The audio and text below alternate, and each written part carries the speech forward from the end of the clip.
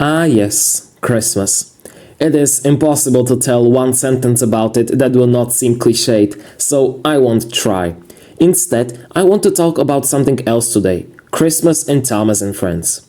When I originally set out to make this video, I expected there to only be a couple Christmas episodes, but actually there are 43. Well, 40, but I'll get to that. So, how well did these 43 episodes catch the Christian Christmas morals and ideas? And how well did they represent both the franchise and the holiday? That is what I will get into today. So, sit back and relax while watching how well do Thomas and Friends Christmas episodes capture Christmas itself. Just before I begin, I originally wanted to go in episodical order, but as you will see later, that would have gotten really old really fast. So instead, I will talk about them in alphabetical order. And please, at whatever point you leave the video, please write a comment, it would be the best Christmas present for me. Enjoy! The Christmas coffee pot. Marian the steam shovel is clearing some sidings and gets scared by what she thinks is a talking tree. When she goes to tell Thomas and Toby about it, neither believe her, but then they make fun of her behind her backs, so Marian gets serious and goes and tells the Fat Controller. But Thomas is now curious, and so he discovers that the tree is not a talking tree, but it is actually Glenn, the old coffee pot engine. Thomas thinks that the Fat Controller will scrap Glynn, so he goes and helps him hide and helps him get to the steamworks to be restored. Fortunately, the Earl and the Fat Controller agree to mend Glynn, and now he resides at the Ulfstead Castle. It's a sweet episode, covering the well-known but little respected idea of helping the elderly in need, plus the lore details about the coffee pots pulled straight from the Railway series will never get old. Alright, so the next one is the Christmas Letter Express, and okay, I'm not watching that. Nor that. The Christmas Tree Express. Toby and Rheneas set off to Misty Island to get a Christmas tree from the Blue Mountain Quarry, but Toby is scared of Misty Island. So Rheneas encourages him to go faster and faster to somehow try and get the scareness away. But when Rheneas wants to stop and get some Christmas trees, Toby is too scared to stop. And then, when he is finally stopped, he is too scared to move. We're starting off with a banger, aren't we? So Rheneas now tells him to go slowly. Then the logging locals somehow spawn in and they show them a beautiful Christmas tree, which they bring home and surprise the little narrow gauge engines. As hard as I try, I cannot get a moral nor Christmas spirit out of this one. It's maybe something along the lines of don't encourage others to do what they don't want to, and if that's the case, the episode just got even worse in my eye. A Cranky Christmas. It's snowy outside and engines need sand for their sandboxes. Thomas needs to deliver a special box from Brandon, so he refills on his sand and goes there. But Cranky, while offloading the box before Thomas comes, accidentally drops it, and being afraid to admit it, he hides the box from Thomas. Thomas then goes around the entire docks trying to find it, forgetting to fill his sandboxes. And when he finally does find the box, he nearly crashes into Edward because he cannot stop on the slippery rails. But although Thomas doesn't really crash, the crate does go flying and it rips apart on the ground, where people discover that it actually does not have something that could have broken, but it has materials for an ice rink. Later that day, Thomas goes and talks with Salty and Cranky about this experience, and Cranky accidentally admits that he dropped the crate. Yeah, and then he kind of forcefully regrets it. No, Salty just says, "Oh, it's Christmas, let's sing a carol," and everyone forgives each other. Like, I get that we should forgive people that have harmed us during Christmas, but they should at least regret it. Am I not right, Brenner? Daisy's Perfect Christmas. Daisy loves Christmas traditions, a bit too much. When things change just a little bit, she gets furious about it. When the tree is being put up later, furious. Artificial snow instead of real snow, furious. Different lyrics in carols, furious. different decorations, you get it. Only at the shed, when Ryan, Judy and Jerome talk to her, does she realize that perfect does not mean the same each year, but it means other things, perhaps fun, love, friendship, reunity. You know, a simple moral, but you will be surprised how many mothers don't get this one during Christmas times. Diesel's Ghostly Christmas, a two-parter. Thomas needs to take the Fat Controller to the dogs because he cannot drive as he twisted his ankle. But of course Thomas has other jobs to do, so he needs someone to help him with those jobs. Diesel refuses, but Emily is willing. Then at the docks, Salty's engine freezes, but Diesel refuses to help him too. Instead he laughs when Salty has an accident because of it. Then Cranky offloads a heavy Christmas tree which needs a front engine and a back engine to be delivered, but Diesel refuses to help Paxton, leading to Paxton's crash, and when he comes along the side of Paxton's crash, he completely ignores him. Now Thomas makes up a plan to make Diesel change his unhelpful ways. Emily gets dressed as a ghost and warns Diesel that 3 other ghosts will go and visit him. This happens at the Diesel Works. But then when Diesel goes to the docks, Salty dresses as the ghost of Christmas past and reminds Diesel of his past sins.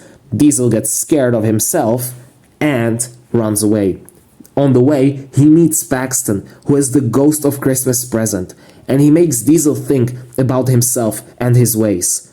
Diesel again starts running away from himself and derails on the same piece of track that Paxton derailed. Thomas goes by, and when Diesel begs for help, Thomas says that he is busy. Then, a couple hours later, Thomas visits him, dressed as Ghost of Christmas Future, making Diesel realize the consequences of his actions.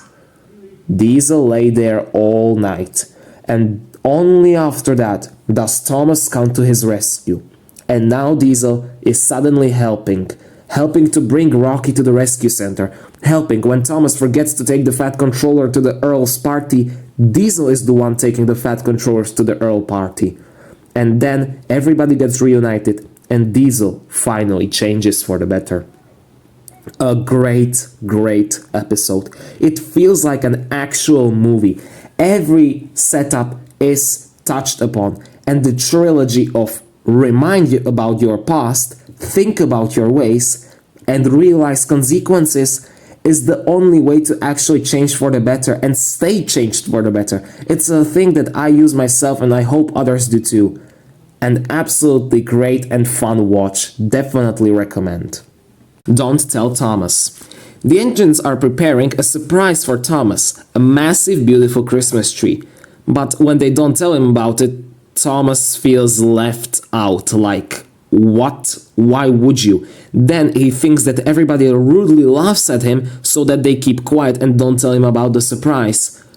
So he runs away and hides in a shed in the middle of nowhere. But then Harold goes off and finds him and tells him that they are preparing a surprise for him.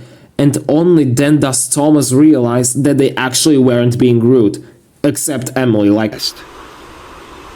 That, said Emily, is for me to know and you to find out. Chill, sister. Overall, it's a nice moral about don't get offended for bullshit, somebody is just maybe trying to help you, although the episode in and of itself is a very repetitive one. Duncan the Humbug. During Christmas season, Duncan is grumpier to everyone else as usual, and when the Tin Controller confronts him about him, he says, "That's just the way I am, and I won't change." Now that is a mentality that a lot of fathers embrace, and Duncan can actually be a really nice role model for them, because when he gets challenged to stay less grumpy for one day, he does that, and then he actually realizes it's not that bad to be not grumpy, and realizes that he can be less grumpy all the time. A nice moral, and Duncan actually changing for the better. I like this one. Emily's Winter Party Special. There is a winter party, and which engine will be the most helpful will become the party engine. While the Fat Controller is telling the engines about this party, his hat gets freaking carried away by wind. So The Fat Controller assigns Emily to go look for his hat. Oh, good. Nitrogen is again starting off with a banger. So Emily is now thinking that she is the most helpful.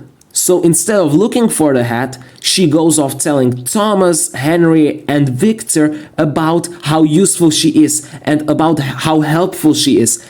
And then, without doing anything, she goes to the Steamworks to get dressed as the Winter Party engine. When the Fat Controller finds out, of course, he sends Thomas to pull the train. And Emily now has to look for his hat when it's dark. Just one side note, the Fat Controller only has one hat. And by the way, you know where the original one got carried away by wind? 15 miles to the middle of nowhere onto a head of a snowman. Like, really? Stupidity aside, the moral of don't see yourself as a hero for a job before doing it is a true and nice one that I actually see with a lot of kids this time. So overall the moral is fine, just the execution is absolutely awful. Emily has an IQ of roughly 40. Henry's lucky day. Thomas teases Henry about him having lucky trucks that he pulled the previous day. So now Henry actually thinks that they are the only source of luck, and then when his line gets blocked by snow, by pipes, and when he gets stuck on Gordon's Hill, he blames it on not having lucky trucks, leading to him not doing his work, but instead going looking for his lucky trucks. And when he finds them, he gets ecstatic, forgets to brake on the snow, and crashes into them and destroys them. And only when Edward tells him about the kids and their presents does he actually do his work, delivering the kids and their presents. Overall, it's actually a nice moral about not letting superstition, which is a sin after all, take over your goodwill, although Henry is a bit too stupid in this one. Speaking of Henry's stupidity, Henry's magic box. Henry has to deliver a box that is supposed to be very special from the docks, and after he successfully delivers it, he has to tell everybody else to come to Farmer McCall's farm at tea time. But then he worries about the box, goes back, and the box is gone. Which would not scare anybody because in the place of the box there stand 10 Christmas trees. I wonder what could have happened to the box. Henry does too. So he does not tell anyone, instead he goes looking for the box. It takes him the entire day to realize the obvious, and only then does he go and call everyone who is magically in the radius of 15 centimeters from the farm. Right.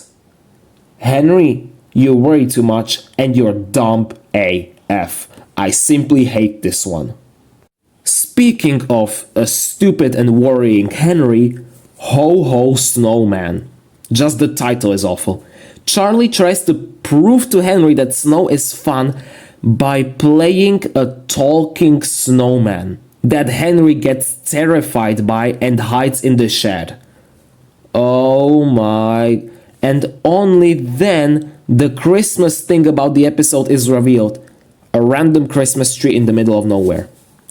Charlie apologizes and Henry says that snow is fun after all. I have no words. This sucks ultra hard. I played this at 1.25 times speed and it was still dull. Hunt the truck. Bill and Ben go and hide trucks in the docks for other engines to find. They hide one for Edward too, but Edward uses clever mind tricks to make them regret it and go and fetch that truck. But suddenly Bill and Ben go there and the truck is not where they left it. They go on a wild chase for it, only to find out at the end of the day that Edward had it all along. He did this to teach them that nobody likes their stuff being hidden and that he knows all of their hide spots.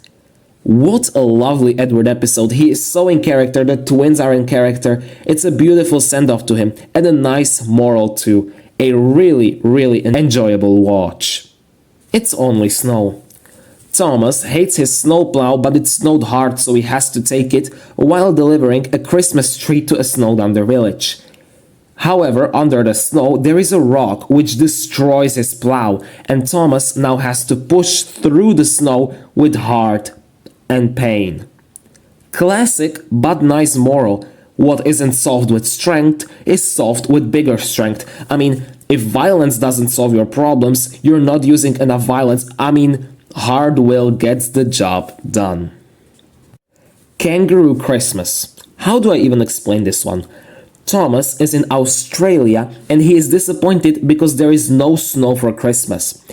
Then on the station, a baby kangaroo gets exchanged by a toy kangaroo that it gets put into the sack of an adult kangaroo, if you understand what I mean. And then they need to chase the adult kangaroo to exchange the toy for their living one after all, with the help of a freaking plane shooing the kangaroo, somehow avoiding stall speed. And then the girl that loses the baby kangaroo toy is making clicking noises to drag the kangaroo mother towards her to exchange.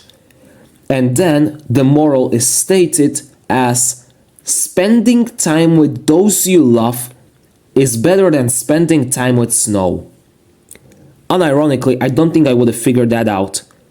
It's just bad. Keeping up with James. The Fat Controller announces that the first engine to finish their job will pull the presents train. But James therefore tries to go too fast and he starts sliding on the rails, which he uses to slide his way to Maithwaite. But James has to work with Edward, slowing it down. But he continues sliding on the rails until he crashes. Edward saves him. James promises to go slower. They fix their mistakes and James pulls the presents train. You get it. Engine learned what not to do. Same old, boring even at 1.3 times speed. Let's move on. Last train for Christmas. Connor is pulling the two last trains before Christmas. On the last one, he has his coaches and Thomas recommends that he would take some slip coaches because there is heavy snowfall and he would definitely not want to stop that much. The Fat Controller, however, tries to cancel the last train because of the snowfall, but the engines persuade him not to. Instead, they clear the track for Connor. Connor therefore gets home and offloads every passenger, including a small, unhealthy kid. Overall, the episode is nice, but for Thomas standards, it is actually pretty mid. Like, we get it. You help your homies for Christmas. Americans could make a 3-hour movie with a stock standard hot girl main character out of this plot. Let it snow. Gordon and Thomas go to take wood from Misty Island. Gordon complains how there is no snow and the logging locals tell him that they have to sing a snow song. So Thomas goes and sings the song at the hill, at the sea, and at the logging station. And oh no, the snow doesn't come. So then he and Gordon go and do their job, which they are already late for, to the same places. And they sing at the mountain, at the sea, and at the logging station. And it starts to snow, so while they are already late, they go to those places again and sing the snow song so that it snows harder. I have no words, let's just move on. Letters to Santa. Percy is delivering mail to Vickerstown, but the rails are a bit snowed under, so he does refuse Harold's help at first, but then snow completely blocks his way, and Harold's help is mandatory.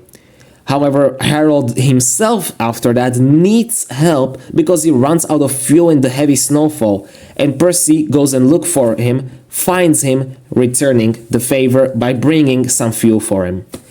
Christmas is a time for goodwill for both engines and people, says I think the Fat Controller, and I agree with that, but it's not only Christmas. I've heard a preaching in my church once, live every day like it's Christmas, live every day as if Jesus was about to be born in your heart, making you do goodwill. Combine these two morals together and you have a sweet episode. Long lost friend. Gator returns to Sodor and tells everybody he meets to tell Percy that he is back and where he is so that they can meet up. He, however, has to make a delivery of salt, but the delivery paper gets wet and nobody can read the ink. So first Gator goes to the quarry, and it's not there, then to the steamworks, it's not there, then to Knapford's, it's not there, and then to the docks. But this entire time, Percy is just half a step behind him, constantly asking where is Gator going. Then, at Knapford, Gator finally realizes that it is for Brandon because the Fat Controller finds a spare delivery paper, which says that it was actually for the dogs the entire time. And when Gator goes to the dogs, on the way, both him and Percy wonder whether they have forgotten about each other.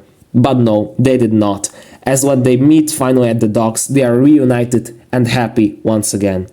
The episode is a lot of back and forth, making it a little dull, but it is very sweet to see friends care about each other. Christmas is a reminder for us to care about each other, and it's the reminder that should stick in our minds forever. Merry Misty Island. The logging locals want to have the first Misty Island party, but they have no idea how to set it up and refuse everybody's help. So they go and steal decorations, put them on Old Wheezy and invite everybody. But then Old Wheezy, of course, goes crazy and the party gets ruined. So only then do they ask for help, go steal more decorations, get a new tree, redecorate Old Wheezy, and that's it. There is a fun party after that.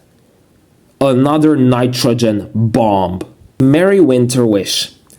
Thomas pulls the Star of Knapford to Knapford. It apparently grants wishes, so he takes it for a wish to Percy, Henry, and James.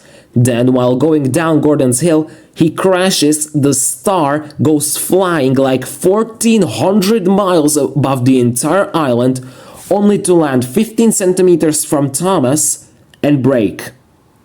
So then Thomas wishes so that someone would help him, and magically James, Henry, Percy, and Rocky appear. They fix the star and hang it up in Knapford, saying that their wishes all along were to be together under the Star of Knapford. Yes, those wishes are a bit nice, although a bit cliched, but Thomas's moral here is learn to go where you should slowly. Let's move on. The missing Christmas decorations. Dieselton convinces Paxton to come and steal the Tidmouth Shed decorations so that they can be used for the diesel works. They steal the tree, then the lights, and put them next to Sydney and on Sydney. After 2 successful enforcements, Paxton refuses to help Dieselton. Instead, he goes and takes the delivery. When Dieselton tries to steal the garland as well, Percy sees him, and the Steamies try to take their decorations back by chasing Dieselton. And after that, Paxton shows up with the delivery, which was decorations for the diesel works. So Dieselton feels like an idiot and gives the decorations back. But Percy realizes that poor old Sydney has been hanging in the diesel works for 2 years, and so he overcomes his bad experiences and gifts Sydney new wheels for Christmas. An absolutely great episode. It's hilarious, it's wholesome, it has Dieselton, it has Percy's act of kindness after all that he had experienced. It's just a great fun watch. Nia's bright idea. Because the Northwestern had a great year, the Christmas party will be the greatest one as well. Gordon goes and collects people, Nia collects lights and animals, Thomas clears lines, and Harold brings the Fat Controller in a snowstorm. He gets lost, and Nia gets a great idea to light up the Ferris Russian wheel, guiding him to the castle where the Fat Controller cosplays Santa. This is worse than Nitrogen. I have absolutely nothing to say. There is no moral, no stakes, just nothing, a nothing episode. Not so hasty puddings.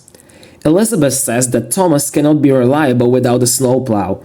Then she teases him again when the Fat Controller chooses her for a job at the pudding factory, claiming to be even more reliable than him. But on her way downhill, she slips and gets stuck in a snowdrift. Thomas brings Terence, and Terence saves Elizabeth. In the end, they both agree that they're reliable and make peace with each other. As formulaic as this is, the fourth candle on the Advent wreath is peace after all, so good episode, there's nothing wrong with it, it's just a bit formulaic. The party surprise. Freddy and Colin are loading cargo for a party that is to take place at the Thing Controller's house in the hills. However, Colin is sad because he was never to a party because he cannot move. So Freddy convinces Peter, Sam and Rusty to move the party to the wharf instead of the hills, without ever telling the Thing Controller.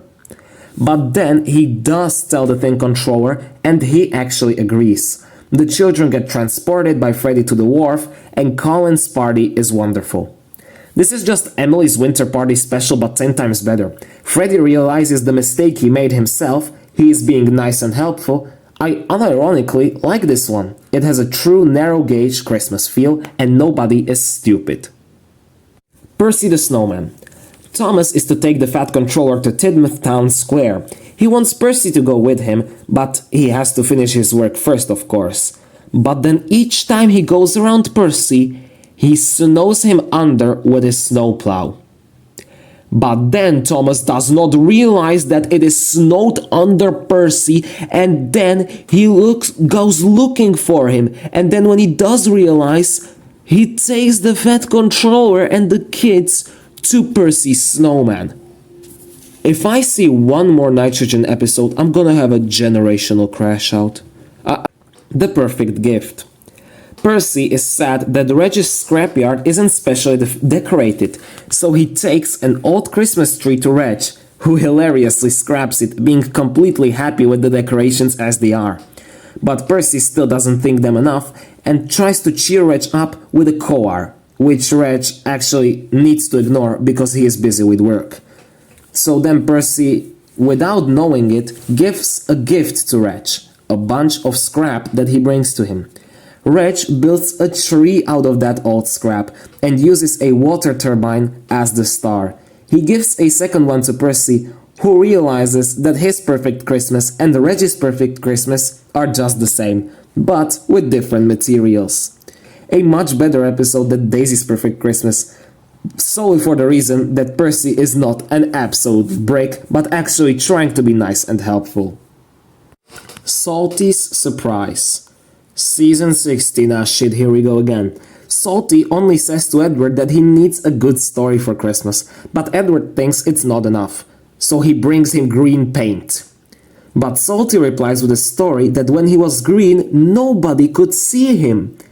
So Edward brings him a fucking funny funnel. You still here?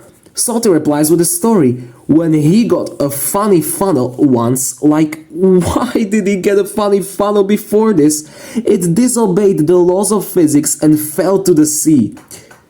Then Edward tries a Christmas tree, but Salty has a story for that too. Gotta say, this guy is hilarious. When I got a tree, the salty sea smell killed it. But Salty's mind is now very happy, because he has a new story to tell.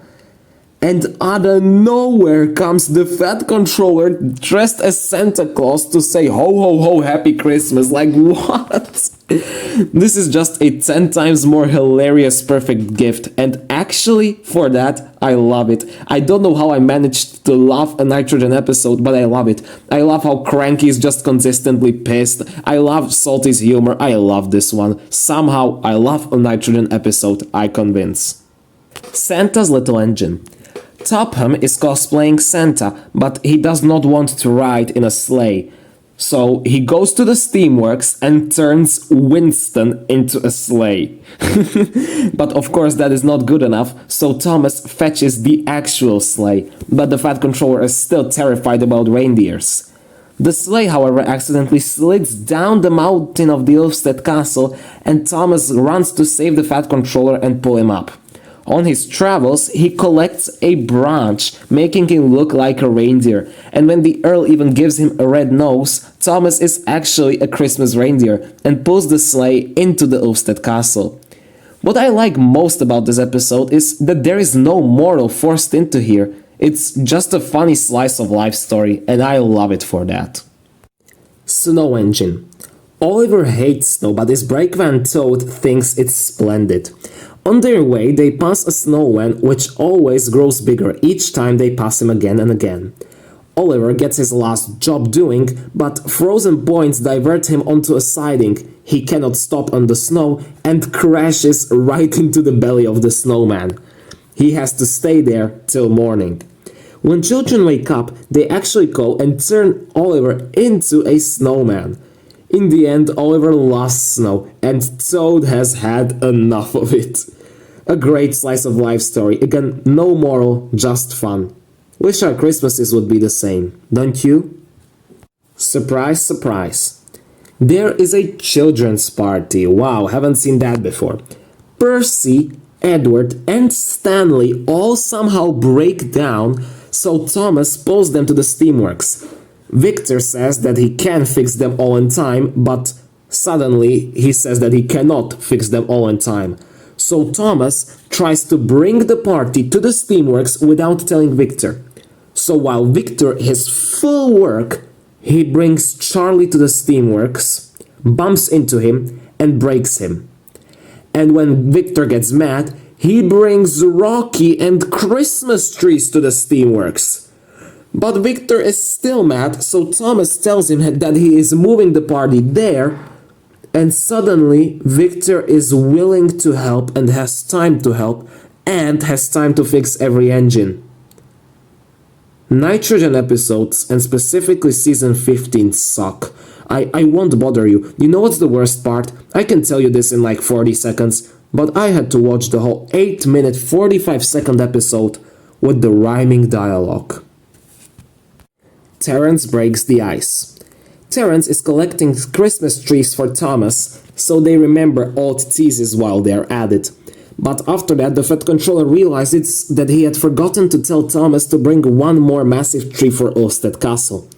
But when Thomas comes to Terence, Terence tries to flex by going over the ice lake, which collapses right underneath him.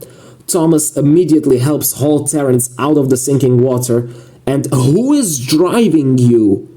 The tree got lost, unfortunately, but the two are safe and reunite at once.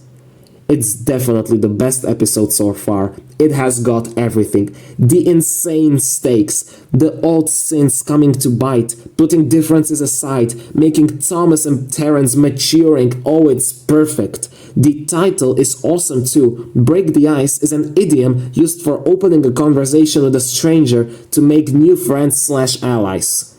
A truly wonderful Christmas episode, and definitely a tribute to Audrey. Thomas and Percy's Christmas Adventure. Thomas and Percy deliver mail to a snowed-under Ulstead village. Thomas is however needed at Knapford, so Percy takes the last batch of mail.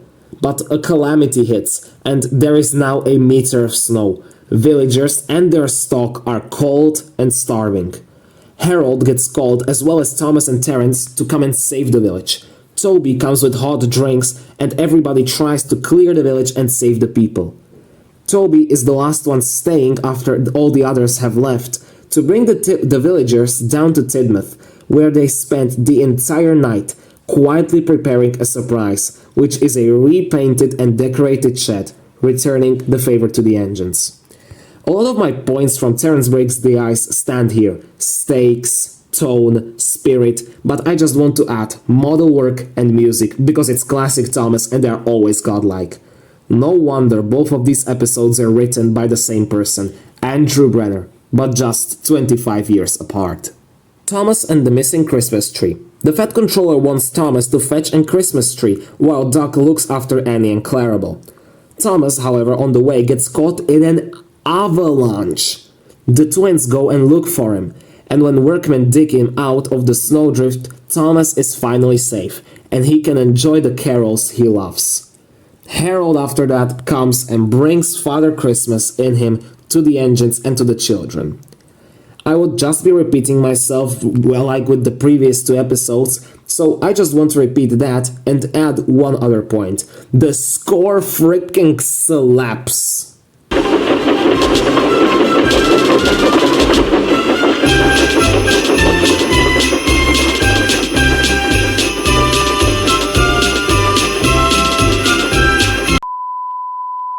Thomas and the Toy Shop.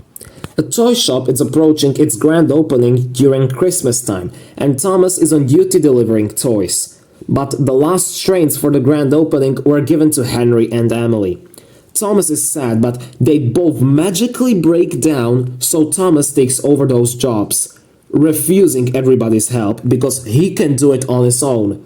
But he cannot do it on his own. He does the work so badly that he stalls on Gordon's Hill, and only then that he realizes that he needs help.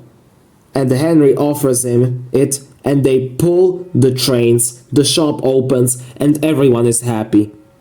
Wow, what a downgrade nothing episode. Thomas learns for the umpteenth time to seize help. Wow, never saw that coming. Thomas's animal arc. The boiler to warm animals broke down, and Emily, who should have brought the boiler, has to wait for the ship lost in bad weather.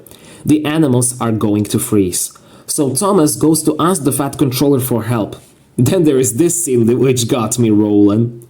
Dear oh dear, but what's the warmest place on Sodor? The Steamworks is pretty hot, sir. Quiet, Henry, I'm trying to think. I know! How about the Steamworks? The Steamworks is pretty hot. Hurry! The animals are loaded on Thomas's trucks, but he crashes into a drift down from Gordon's Hill. The line to the Steamworks is blocked, so Thomas uses elephants to push him through the snowdrift. Like, what? But then he does make it to the shed. Stop pecking my paintwork, you oversized chicken! It's an ostrich, James! I love James. Then the boiler arrives, so the animals can finally leave the shed. How come that I actually like the second Blabba episode? Apart from the stupid elephant bit, it is a good, humorous watch. It has the stakes and the feel and morals of Christmas. And why do I care about stakes so much? Well, wasn't Jesus' birth at stake when Mary and Joseph couldn't find a place to give birth in Bethlehem during December? Thomas's Christmas party. Thomas reminds the others about Mrs. Kindly's heroism that happened the previous year, stopping him from a nasty accident. The engines and the Fat Controller feel that she deserved a gift for that, a party. But while preparing it, Mrs. Kindly gets snowed under, so Thomas, Percy, Toby, Terence, and workmen help remove the snow. Mrs. Kindly is brought down to Knapford, where carols are sung and Christmas is celebrated. Such an episode. It has got it all. Lore, stakes, friendship, model work, challenges, no one's a dick, no one's stupid, the score slaps, and it's a beautiful finale to season 1. What more could we want? Just wonderful.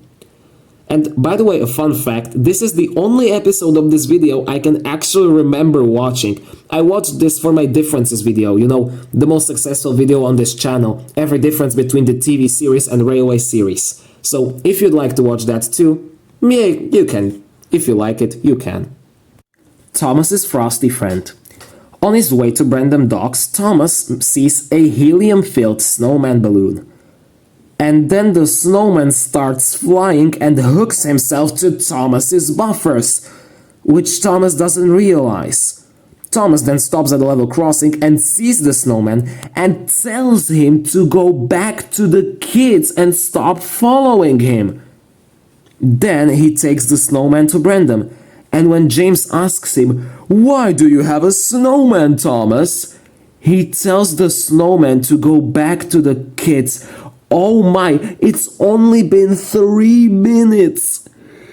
Then he takes his wood trucks to Farmer McCall, and when the snowman flies in front of Thomas again... Now to tell Farmer McCall about his frosty friend.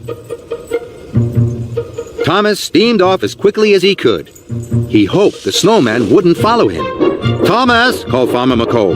But Farmer McCall doesn't understand, so Thomas races off. Oh my, just 3 minutes to go. Hooray! Then it repeats with Emily. So Thomas goes to hide from the snowman, but he finds him again. So he goes to complain to the Fat Controller, which clears up the situation, and Thomas delivers the snowman back. I will show you my reaction to half of this episode to sum it up to you. Whistled Thomas. I thought snowmen were always made of snow and ice. Thomas felt very happy. Now he could take the Mr. Snowman balloon back to the children. The children were delighted. Thomas's tricky tree. Thomas needs to take a Christmas tree from the wharf from Sir Handel. Duncan rightfully acknowledges Thomas's Season 10 intelligence and explains how a Christmas tree looks. Then Sir Handel says, Thomas, Sir Handel began. The Christmas tree is tall and green and pointy, chuffed Thomas. Thank you, Sir Handel. I don't need your help. Sir Handel was puzzled, but Thomas had already wished away. Then Thomas refuses help from everyone, but he doesn't realize the tree that he found, aka the flatbed that he found, is actually a bunch of pipes. He takes it and crashes in like 2 seconds. But now he has to find Sir Handel, apologize, and find the Christmas tree, and bring it home. I mean, this would be a good episode and moral of actually not being a dick to everybody that did not do anything to you, but Thomas, I think 40 IQ was an over-exaggeration for you. Tree trouble. Dowager Hat makes a competition where she is the judge, the best Christmas tree for the Steamworks and the Dieselworks. But Thomas leaks his plans out loud, so the Diesels just follow him. They see chunky trees, they see tall trees, and then they come to Misty Island. Uh-oh. The logging locals found them wonderful Christmas trees, which they pull to Sodor, and Gordon comes with the express to Misty Island, breaking to a halt, and Thomas gets frightened. His tree is not roped to the flatbed, falls off. Thomas and Diesel both run their trees over. So they go to the Dieselworks, say sorry to Dowager Hat, only to go back to Misty Island to take only one tree to the Dieselworks. Thomas says it's all his fault, and they all apologize. I don't know, I don't think, I don't get this one. And that is nitrogen for you. And well, I know that you're supposed to be brave for Christmas, but this would not be being brave, this would be suicide. So, no, I'm not doing that. And that is just about it, folks. I'm sorry to end it on a terrible note, but yeah. As you will probably wonder if you made it here, what are the 3 best and 3 worst episodes from this wonderful collection that you have just listened to? Well, let's start with the bottom 3 episodes. Thomas's frosty friend needs no explanation, Percy the Snowman needs no explanation, and Let It Snow also needs no explanation. They are stupid, not Christmassy, and not worthy to be on this planet. And now for the top 3 episodes. Terrence Breaks the Ice is a wonderful story coming straight from the roots of the Railway series. The Perfect Gift is actually a story that I really enjoyed for just how fun and true to real life it is. And Thomas and Percy's Christmas Adventure has always been my favorite and has the first place here for just having the best stakes, the best model work, and the best feel. And now, what about most episodes in a season? Well, you may have wondered how come that Thomas only has 24 seasons, but we discussed 40 Christmas episodes. Because season 15 had 4, season 16 had 4, and season 18 had 4. You can really see that they really used a Christmas just as a marketing tool to make a simple episode. And that is where I ended off for today. I would like to thank you all for sticking with my monotone voice for 40 minutes, and if you made it here, please, as I begged you in the beginning, write a comment. It would be the best Christmas present for everybody, even if it's not Christmas. Because remember, we should live every day as if it was Christmas. May you have a nice day, and may God bless you all.